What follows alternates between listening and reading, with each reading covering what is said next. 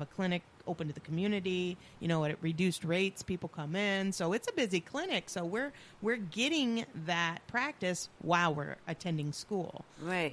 So overall, chiropractors and MDs have legit amount of hours in on learning things. It's just in different ratios. So I might learn more neurophysiology. I might learn more about the spinal anatomy, and they may learn more about psychological evaluation. I might learn more about x-ray, but they might learn more about pharmaceuticals, which, yes, they do, because we don't learn about pharmaceuticals. Mm-hmm. They might learn, you know what I'm saying? So right. It's comparable. Stop it.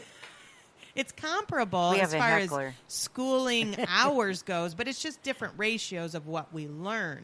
So there's a different focus in the chiropractic world. And there has been talk about mainstream medical colleges offering chiropractic school. And chiropractors have smashed that, boy. They have lobbied against that. They do not want it in the hands of the public institutions at all, because they feel like that is just going to be a pathway to being swallowed up by the medical community, just like what happened to doctors of osteopath. And they're not willing to hand that over. They're like, no way, dudes. We don't need you. We got our own schools. We're good. We don't want our philosophy monkeyed with. That's the whole problem. That would all change, right?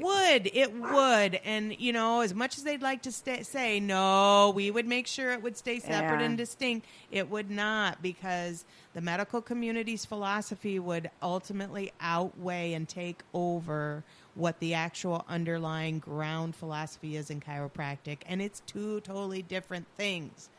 They cannot mesh. They can be considered separately and next to each other. And how do they intermingle, and how do they affect each other? That's absolutely will happen daily. But they cannot overcross. Right. I cannot have a medical philosophy and be a good chiropractor. Right. Although there are chiropractors out there that have decided to become medical doctors, and medical doctors who have decided to become chiropractors, and they practice both. And I don't know how they do it, but more power to them. If they have that capacity to be able to separate and still correctly manage, that's wondrous. That's kind of, to me, like, I would have to have a split personality, but I give kudos to people who do that, because that's pretty amazing.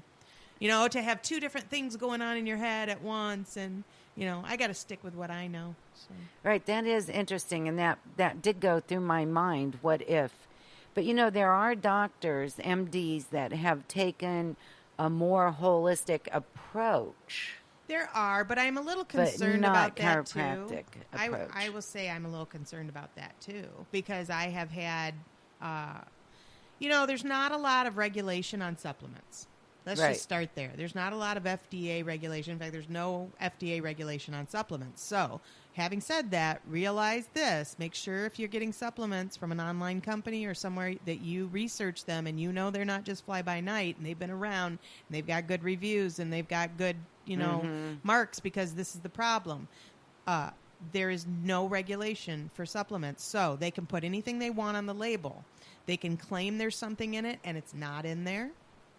They can also claim something isn't in it and it be in there, because there's no regulation. There's no governing body over supplements right now. And that's a big debate right now in the supplement world, because they don't want the regulation, because they don't want the hindrance. They don't want the barriers that are put on and imposed by the FDA regulations. But then at the same time, it's shooting themselves in the foot, because they do have some of these fly-by-night companies out there that are just putting out crap and, getting a quick money off of it, scam-wise or whatever. And those are all over the place. They're on Facebook. They're everywhere. Yeah. So do your research, right, for sure. Right. And do your research in everything. Again, it comes back full circle to what you said from the beginning. Be your own advocate. Right. And if the doctor tells you there's something, or let's say a doctor tells you that this is wrong with you.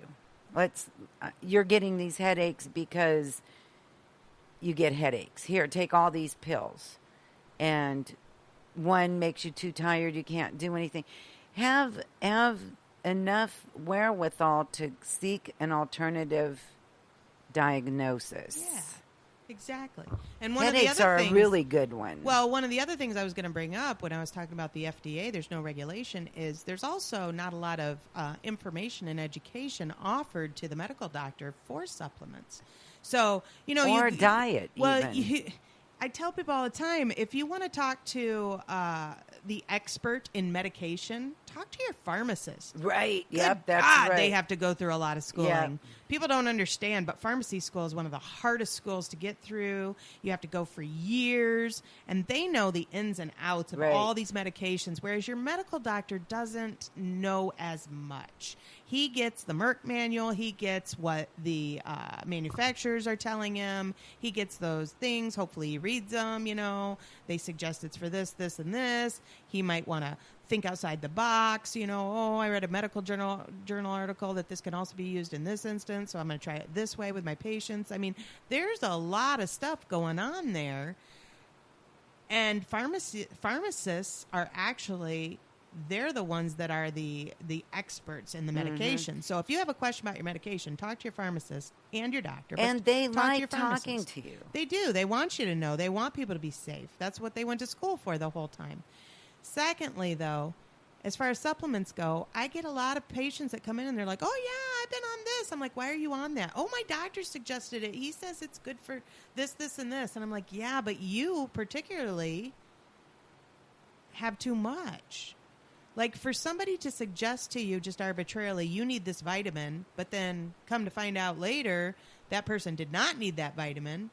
Okay, so, like, I'll give you for example. So Dr. Oz goes on TV and he says everybody needs vitamin D.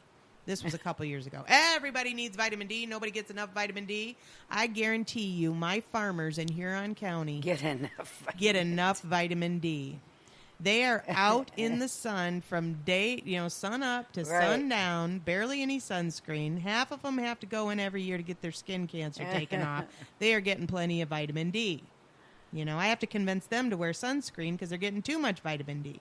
And then somebody comes along and says, oh, you know what? I think you'd benefit from some vitamin D. Everybody needs vitamin D. And if they don't, they still need vitamin D. No, they don't all need vitamin D. So when a doctor is arbitrarily saying things, putting patients on things, then I'm not such a big advocate for it. If you're going to say they need something, either do your testing because you have access to it. I don't have access to blood work. I use muscle testing, which to me has been a very good indicator. But medical doctors, they rely on their blood work, so order some tests if you suspect something. Don't just arbitrarily, let's put everybody on this. Across the board, right. Yeah, because I just really don't like that. I don't like that if anybody does that. I don't like any time somebody just arbitrarily tells somebody, oh, yeah, everybody needs this. You need to go on this. You need or to go because on you're a certain age, you need to take this. Right, Yeah. right, because that's not true. Right. It's not true across the board. And you should be at least assessed by a qualified naturopath or a chiropractor, holistic chiropractor, somebody who's trained in muscle testing and who can give you a good analysis. They even have these scanners that you can hook yourself up to and, places around. I think Zuleika has one of those. Yeah, that's just what I was going to say. A bioscan, it'll tell you what you're high or low in, what your deficiencies are. I mean, there's all kinds of ways to find out. Not super, super expensive either. So, but it's worth it rather than just arbitrarily going on stuff. Right. And then you know what your body needs. Right. We got to get to yours. I want to hear yours. What's your topic, Miss? Well, it's funny because how did you start out the show today talking about kids, right? Learning anatomy and time. Yeah. Well, this morning I was scheduled to give a presentation to moms, Bay Area moms. Mm-hmm. And they're a group of stay-at-home women. And it was supposed to be at the library. Well, they canceled it last night due to lack of participation. Darn it. I know. But here's what, and you were talking about moms. So here's the thing about moms. This is kind of part of what I was going to say today. It is the most important job you'll ever have. Mm-hmm. And everything that you say or do is being watched. And memorized.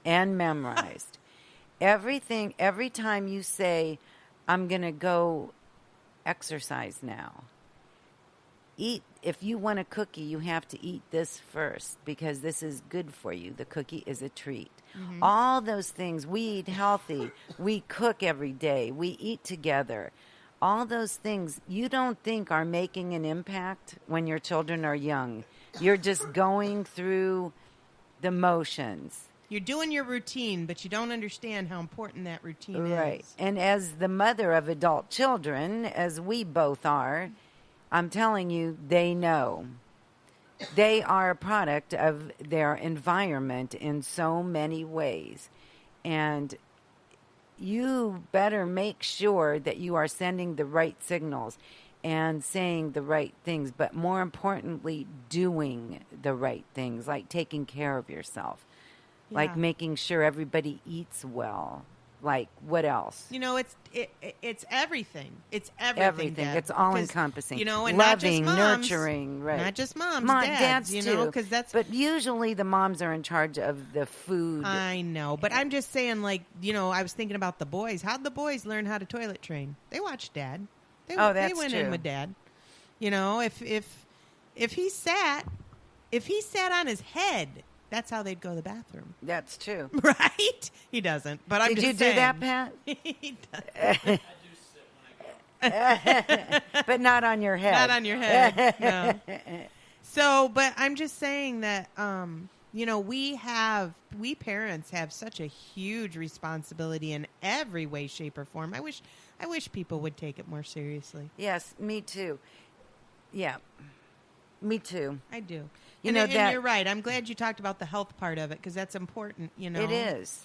You know, I've recently become more healthy. My kid loves it. Oh my gosh, my kids are super athletic. But you know, I've always hiked with them. I'm like, oh, let's go hiking, let's go for a walk. But more recently, you know, I've been more active. And, you know, I get out and I'm ready to ride my bike. And I ask Rands, I'm like, hey, Rands, like, you want to go for a jog while Mom's riding? Sure. He loves that. Nice. You know, it's a great way to spend time together. It is. It's really nice. And you don't even care that he's with his old mom. Right. You know, which is amazing. Right. He's jogging. He don't care. Right. He's like my oldest son is a cycler. We always rode bikes together and walked and jogged, but he picked which one he wanted. And my youngest one walks. He's a walker.